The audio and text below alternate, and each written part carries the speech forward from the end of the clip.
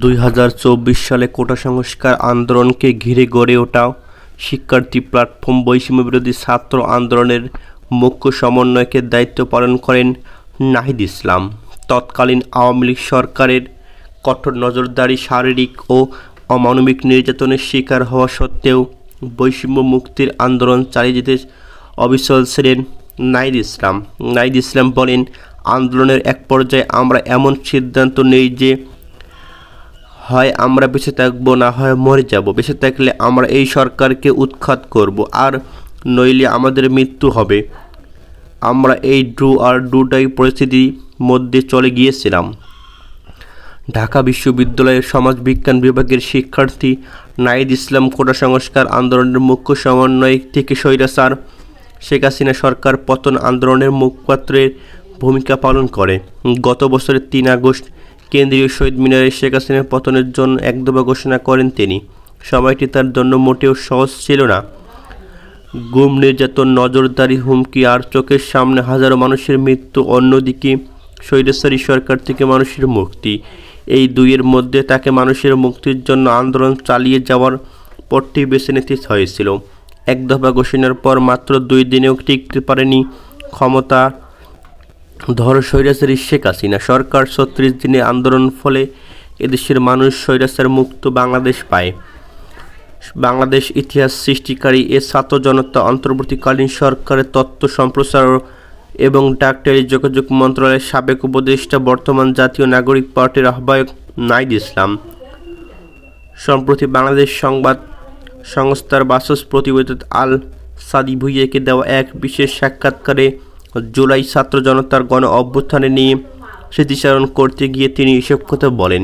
তিনি বলেন, গত বছরের 5 জন কোর্টের রায়ের পর আমরা দেখলাম যে এটা শিক্ষার্থীদের ভেতরে তীব্র ক্ষোভ তৈরি করেছে। 2018 সালে কোটা সংস্কার আন্দোলন হয়েছিল, তখন সবাই এর সংস্কার চেয়েছিল, বাতিল নয়। কিন্তু সরকার নিজে থেকে সকল কোটা বাতিল ঘোষণা করে। কিন্তু 2024 এসে একটি একতরফা নির্বাচনের পর কোর্টের মাধ্যমে আবার কোটা ব্যবস্থা পুনর্বহাল করা হয়। সেটি শিক্ষার্থীদের মধ্যে অনাস্থা, ক্ষোভ, হতাশা এবং নিজেদের ভবিষ্যৎ নিয়ে শঙ্কা তৈরি করে। এর মধ্যে দেশের অর্থনৈতিক অবস্থা ছিল টালমাহাল। আমরা যখন দেখলাম শিক্ষার্থীদের মধ্যে প্রবল ক্ষোভ আছে, তখন সেন্ট্রাল লাইব্রেরিতে গিয়ে কথা বললাম। সবাই এ নিয়ে ক্ষোভ ও প্রতিক্রিয়া জানাতে চাইল। এই পরিপ্রেক্ষিতে আমরা সন্ধ্যায় সাধারণ শিক্ষার্থী ব্যানারে একটি কর্মসূচি দেই। সেন্ট্রাল লাইব্রেরি থেকে সেদিন এর প্রতিবাদে একটি বিক্ষোভ মিছিল বের হয়েছিল। প্রথমে দাবিটি ছিল 2018 সালে যে দাবি পুনর্বহাল করা হয়। এ লক্ষ্যে 5 জুন থেকে 3 দিন আন্দোলন চলে। আন্দোলনের শুরু ও বিস্তৃতির বিষয়ে তিনি বলেন, আন্দোলনের দিন মধ্যে ঈদের বন্ধ চলে আসে। বন্ধের আগে স্মারকলিপি দিয়ে এসেছিলাম।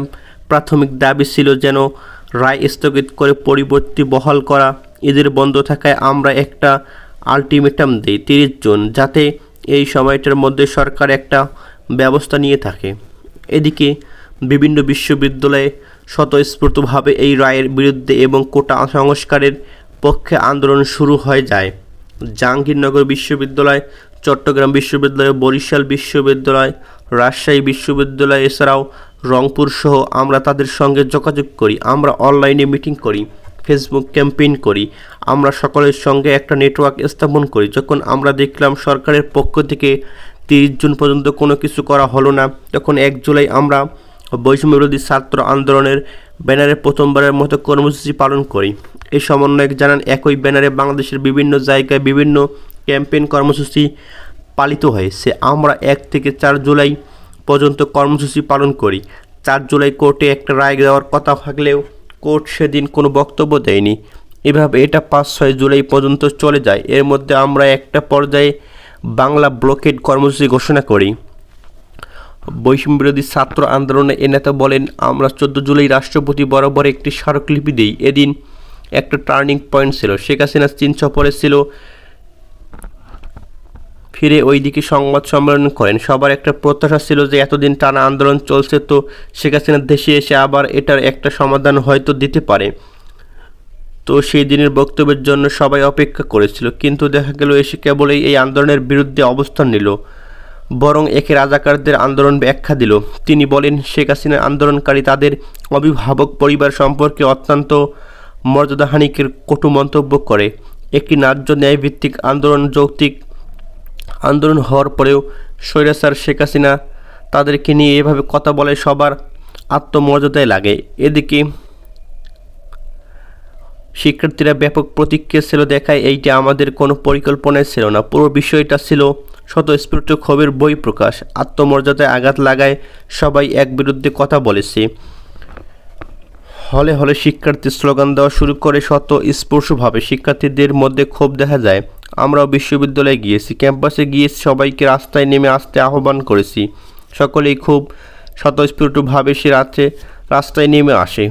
আন্দোলনে হামলার বিষয়ে তিনি বলেন, আমরা জানতাম না যে আন্দোলন কোনো একটা পর্যায়ে ছাত্রলীগ পুলিশ হামলা করবে, কারণ আমাদের 18 সালের কোটা সংস্কার আন্দোলনের নিরাপত্তা সড়ক আন্দোলনের অভিজ্ঞতা ছিল। পুরো বিশ্ববিদ্যালয়ের জীবনে আমরা দেখেছি যে কোনো ন্যায্য আন্দোলনে এই সরকার ছাত্রদের উপর কতটা দমনমূলক ছিল, ফলে আন্দোলনে হামলা আসবে এটার জন্য বা গ্রেপ্তার হতে পারে এরকম মানসিক প্রস্তুতি আমাদের ছিল না। সেই 15 জুলাই শিক্ষার্থীদের উপর ছাত্রলীগ যে ভয়াবহ হামলা চালায় তার জন্য আমরা প্রস্তুত ছিলাম না, কিংবা নারীদের উপর এভাবে হামলা করবে তা আমরা ভাবতেও পারিনি। সবসময় আমরা দেখেছি যে নারীদের বিষয়ে, মেয়ে আন্দোলনকারীদের বিষয়ে কিছুটা সতর্ক থাকা হয়, কিন্তু এইবার আমরা দেখলাম যে নারীদের প্রথম এবং প্রধান টার্গেট পরিণত করা হলো। মেয়েরা ব্যাপকভাবে সংখ্যায় এই আন্দোলনের সম্মুখীন সারিতে এবং ভ্যানগার্ড হিসেবে ছিল। আন্দোলনের পট পরিবর্তন নিয়ে এদিকে সেদিন ডিএমসিতে ঢাকা মেডিকেল কলেজ ঢুকে ব্যাপকভাবে আহতদের উপর হামলা করা হয় কয়েক দফায়। এই বর্তমানতা ঢাকা বিশ্ববিদ্যালয়ের ইতিহাসে লেখা থাকবে। আমরা জানতাম ছাত্রলীগ হামলা করবে, কিন্তু এতটা বর্বর হবে, এটা দমনমূলক হবে, এতটা হিংস্র হবে এটা আমাদের ধারণায় ছিল না। এবং এর প্রতিবাদে তো পরের দিন 16 তারিখ ব্যাপক বিক্ষোভ হয়, সবাই রাস্তায় নেমে আসে। বিরোধিতা সংগঠনমূলক ওই দিন ব্যাপকভাবে বিক্ষোভ কর্মসূচিতে অংশ নেয় অনেক ছাত্র জনতা।